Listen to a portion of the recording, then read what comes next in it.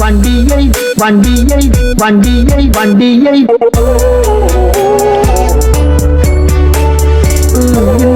இந்த ராமலிங்க மாலையை பார்க்க முடியல. எப்படி இருக்க? நல்லதா இருக்க. நீ எப்படி இருக்க? நல்லா இருக்காப்பா.